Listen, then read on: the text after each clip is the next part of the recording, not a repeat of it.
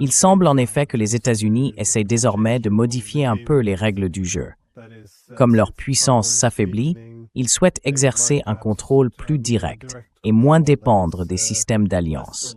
Ainsi, ils disent aux Taïwanais, « Vous savez, l'industrie des semi-conducteurs devrait être transférée aux États-Unis. » Ils disent aux Danois que le Groenland doit être placé sous contrôle américain afin de sécuriser ses corridors stratégiques.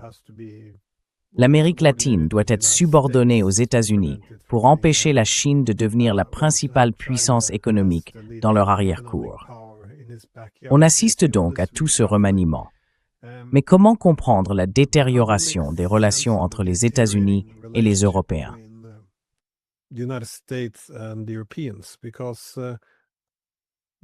Il semble que les Européens soient prêts à aller très loin, jusqu'à détourner le regard et faire comme si les États-Unis ne menaçaient pas de s'emparer d'un territoire européen avec le Groenland, et qu'ils soient encore disposés à soutenir les États-Unis sur tout, de la situation au Venezuela à celle de l'Iran, quoi qu'ils veuillent entreprendre. Mais les États-Unis paraissent très condescendants, comme s'ils disaient « Eh bien, ce n'est pas suffisant ». En somme, ils semblent aussi chercher à provoquer certaines divisions au sein de l'Union européenne. Qu'est-ce qui motive cette relation? Car les Européens ne semblent pas comprendre pourquoi les États-Unis ne les accueillent pas à bras ouverts, alors qu'ils leur offrent une loyauté totale.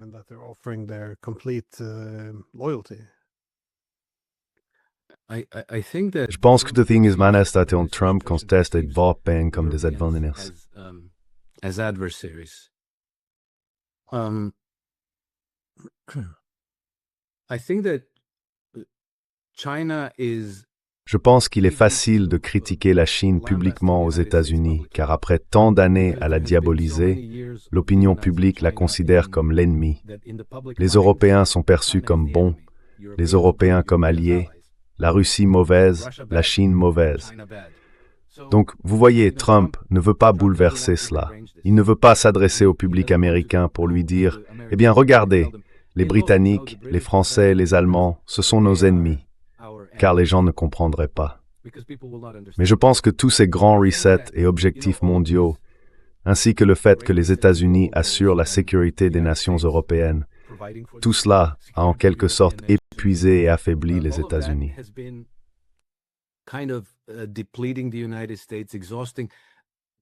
I think that the Trump administration perceives the European. Je pense que l'administration Trump perçoit les oligarchies européennes comme le parasite qui a perpétué la transformation des États-Unis en une puissance mondialiste, en un empire, alors qu'ils étaient censés rester une république. Et vous savez, si l'on revient à la stratégie de sécurité nationale, la réaffirmation de la doctrine Monroe ne signifie pas nécessairement que nous allons contraindre tous nos voisins à se soumettre. La doctrine Monroe visait à tenir les puissances coloniales européennes à l'écart de l'hémisphère américain, car elle représentait la principale source de menaces. L'Empire britannique, la France et l'Espagne constituaient en réalité un risque pour la sécurité des États-Unis, car ils nourrissaient des ambitions coloniales et impériales sur le continent américain. On the American continent, North America, South America, the British still control Canada. L'Amérique du Nord, l'Amérique du Sud, les Britanniques contrôlent toujours le Canada. Donc je pense que réaffirmer la doctrine Monroe signifie en réalité chasser les intérêts coloniaux européens de l'hémisphère. En ce qui concerne la Chine, je pense que c'est beaucoup plus simple. Vous savez, la Chine est là pour faire des affaires. Tout simplement. Elle ne se comporte pas comme un parasite qui s'infiltre partout, cherchant à balkaniser les nations, à saper les systèmes juridiques et politiques, et à transformer tout le monde en colonie du tiers-monde vouée à l'extraction pure de ressources.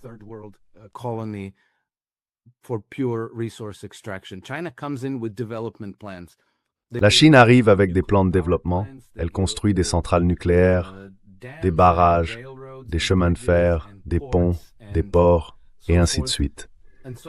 Donc je pense que vous savez, si l'on veut élever le niveau de vie d'une région, si l'on veut en faire des consommateurs aisés, Alors l'Amérique, les États-Unis et la Chine peuvent être des adversaires, mais leurs programmes pourraient être compatibles. Parce qu'en fin de compte, vous savez, si Trump veut faire des États-Unis une superpuissance industrielle, ils auront besoin de débouchés. Et des marchés prospères sont de meilleurs marchés que ceux où les gens vivent avec $1 par jour, comme dans les Bantoustans.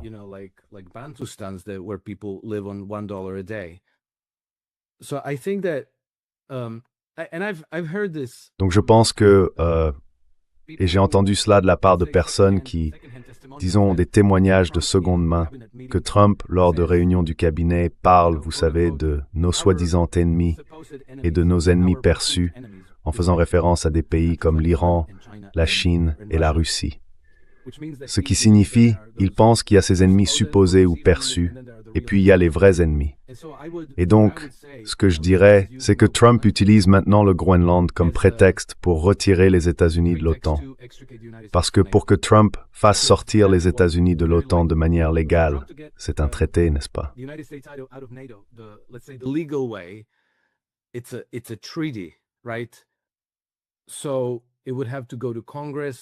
Donc, il faudrait que ça passe par le Congrès. Je pense qu'il faudrait une majorité des 2/3, ce dont Trump ne peut même pas rêver. Donc ça n'arriverait jamais de cette manière. Ce que Trump doit faire maintenant, s'il veut vraiment provoquer des changements, c'est enfreindre les règles. Il doit y aller comme un éléphant dans un magasin de porcelaine, tout casser, et pousser les Européens à dire « Bon d'accord, nous allons nous retirer de l'OTAN » ou « Nous voulons que vous sortiez de l'OTAN ». Tu vois, créer un conflit qui mènerait finalement à la dissolution de l'OTAN. Ainsi, Trump atteindrait son objectif sans avoir à passer par le Congrès et tout le processus politique dont tout le monde sait déjà qu'il échouera.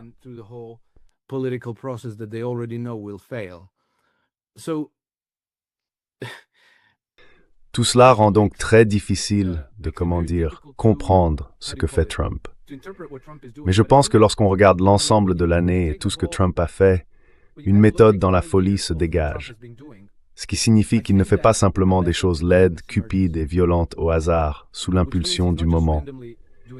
Il conduit en réalité les États-Unis sur une certaine voie vers certains objectifs.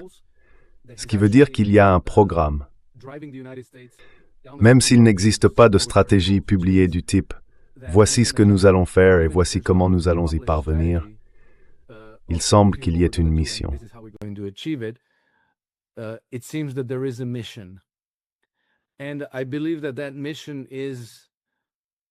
Et je crois que cette mission consiste, comme Marco Rubio l'a annoncé il y a 1 an, en janvier 2025, à démanteler l'ordre mondial établi après la Seconde Guerre mondiale et à adopter une intégration multipolaire, dans laquelle la Chine et la Russie deviennent vos partenaires numéro 1 et numéro 2, non pas des adversaires, mais des partenaires.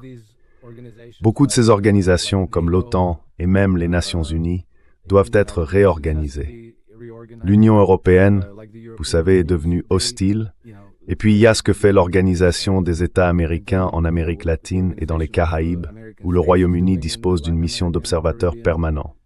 Ils sont donc très très profondément impliqués. Cela pourrait constituer l'infrastructure de la puissance adverse à laquelle le document sur la stratégie de sécurité nationale fait référence.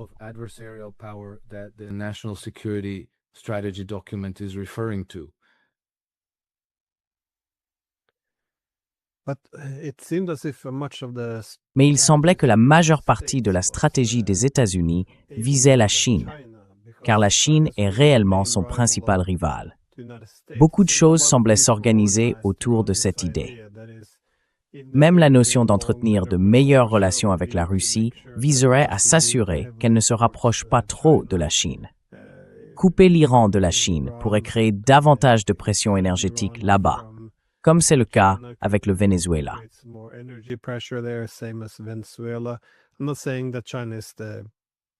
Je ne dis pas que la Chine est la principale considération, mais il est curieux que les États-Unis semblent désormais se concentrer sur tout le reste, sauf la Chine.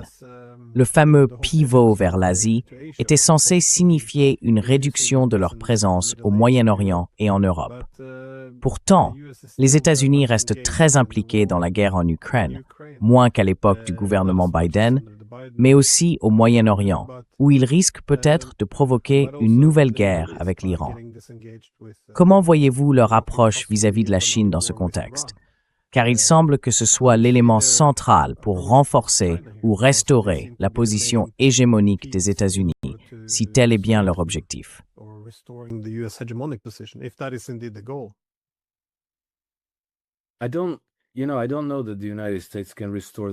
Je ne sais pas si les États-Unis peuvent restaurer leur position hégémonique sur le continent eurasien. Ce serait très compliqué. Si l'on regarde l'Iran, par exemple, qui est le plus petit des trois pouvoirs, si l'on parle de l'Iran, de la Russie et de la Chine, l'analyse coût-bénéfice de tout conflit entre les États-Unis et l'Iran est tellement déséquilibrée en faveur des coûts que je ne vois pas quel en serait l'avantage pour les États-Unis. Même s'ils parvenaient à changer le régime en Iran, même s'ils y arrivaient, pourquoi? Je me demande vraiment pourquoi ils voudraient faire cela. Je ne pense pas que quiconque puisse formuler de manière cohérente le moindre avantage pour les États-Unis.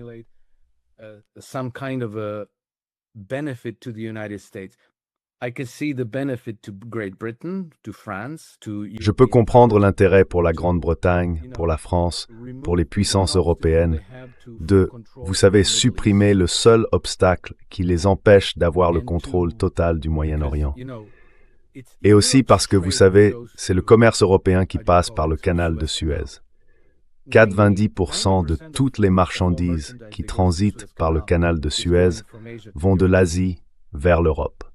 Cela n'a presque rien à voir avec les États-Unis.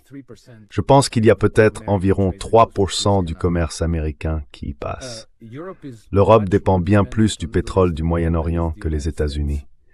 Il est donc très clair pourquoi cela revêt une importance capitale pour les puissances coloniales européennes. Les Britanniques cherchent depuis longtemps à se réaffirmer à l'est de Suez afin de contrôler leurs anciennes dépendances coloniales. Their old colonial dependencies, and then, Iran there is an obstacle. Et puis, vous savez, l'Iran constitue un obstacle. Et ils ne veulent absolument pas que la route arctique soit développée, car ils contrôlent tous. Eh bien, vous savez, l'ancien dispositif géopolitique britannique consistait à contrôler tous les points d'étranglement du commerce. Cela incluait le canal de Suez, la mer Rouge, Bab el-Mandeb, le détroit d'Ormuz, le détroit de Malacca, et ainsi de suite. Tout le commerce entre l'Est et l'Ouest passe par ces points d'étranglement que la Grande-Bretagne contrôlait autrefois.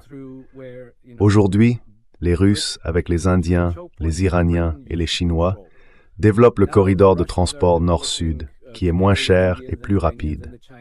Il part de l'Inde, traverse l'Iran et la région de la mer Caspienne, remonte jusqu'à Saint-Pétersbourg et peut atteindre le nord-ouest de l'Europe. And can reach northwestern Europe, and it's cheaper and faster than going through Suez Canal. Et c'est moins cher et plus rapide que de passer par le canal de Suez. Et puis il y a la route arctique, qui constitue une autre alternative.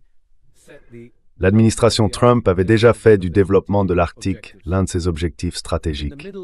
Au Moyen-Orient, ils s'en prendront à l'Iran pour le bénéfice des puissances européennes et à un coût énorme pour eux-mêmes, un coût massif, possiblement catastrophique. Quant à Israël, il existe, comme vous le savez, un attachement sentimental et idéologique à l'État d'Israël au sein d'une part importante de la population américaine. Mais si l'on considère cela comme un véritable intérêt stratégique des États-Unis, Israël représente en réalité un handicap plutôt qu'un avantage.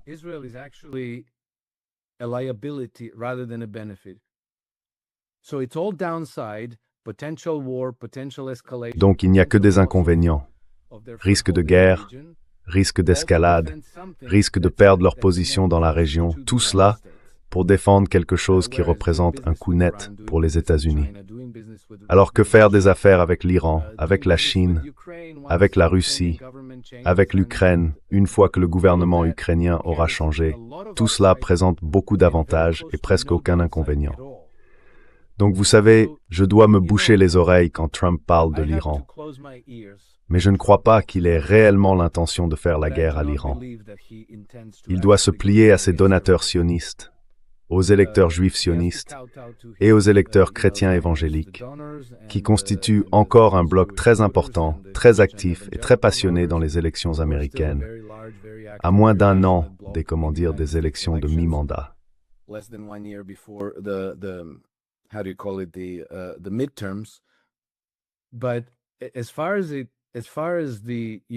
Mais en ce qui concerne les véritables intérêts nationaux des États-Unis, je pense qu'ils sont prêts à simplement prendre leur distance avec Israël. Nous le saurons bientôt, car en ce moment, Israël, en quelque sorte allié aux Émirats arabes unis, soutient plusieurs mouvements séparatistes et terroristes dans la Corne de l'Afrique, en Somalie et dans le sud du Yémen. Leur objectif est de balkaniser ces nations, de les plonger dans le chaos, comme la Libye. Dans le même temps, cela a mis les Émirats arabes unis sur une trajectoire de collision avec l'Arabie saoudite et aussi en Syrie. Également en Syrie, les Émirats et les Israéliens soutiennent, arment et financent des séparatistes druzes.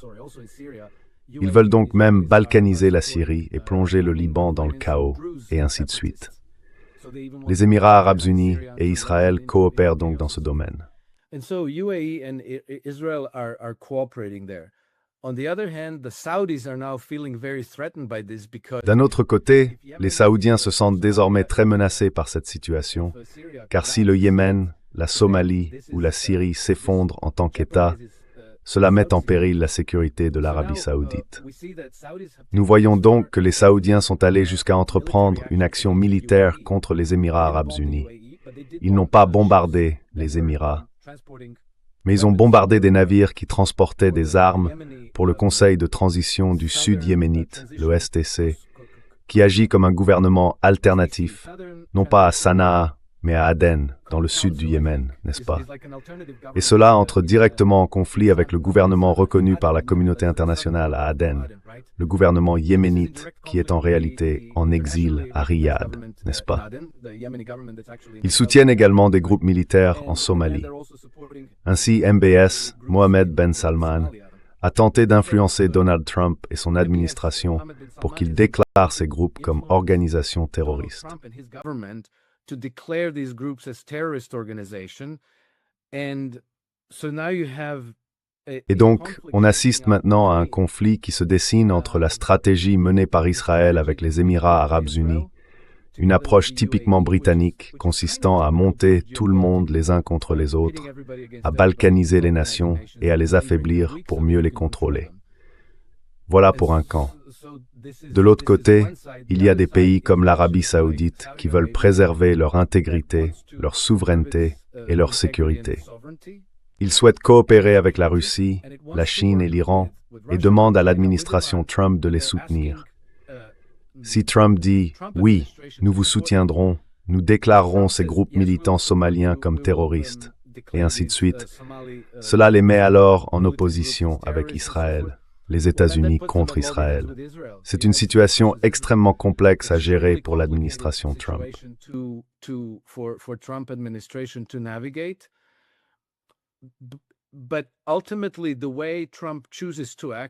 Mais en fin de compte, la manière dont Trump choisira d'agir nous dira où il se situe.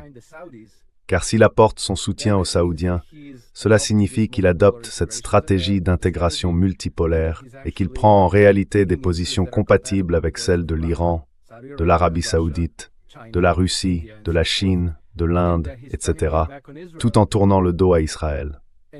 Je ne pense pas que Trump le déclarera ouvertement, du moins pas avant les élections de mi-mandat. Mais il pourrait faire de grands discours et ne rien faire ensuite. Je pense que l'action menée en juin contre l'Iran correspondait exactement à cela. Trump a tenu de grands discours, lancé une série de Tomahawks sur des cibles annoncées à l'avance, largué quelques bombes et donné aux Iraniens un préavis de 48 heures pour se préparer.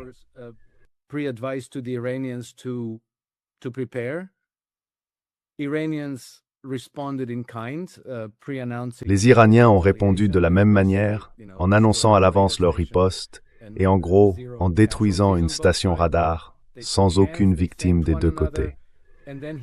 Ils se sont serrés la main, se sont remerciés mutuellement, puis il a dit « Nous avons anéanti le programme nucléaire. Nous n'avons plus besoin de faire la guerre. C'est terminé, classé, concentrons-nous sur d'autres choses. » Je pense que c'est là que nous verrons où se situe Trump. Mais si je devais parier aujourd'hui, je dirais soit que Trump ne s'impliquera pas dans une guerre contre l'Iran, soit qu'ils mettront à nouveau en scène une sorte de faux combat à la World Wrestling Federation, quelque chose qui soulève beaucoup de poussière mais ne change rien. Et ensuite il dira encore « Très bien, nous leur avons montré, c'est fini, on s'en va ». C'est la meilleure façon dont je peux l'interpréter. That's the best that I can interpret it.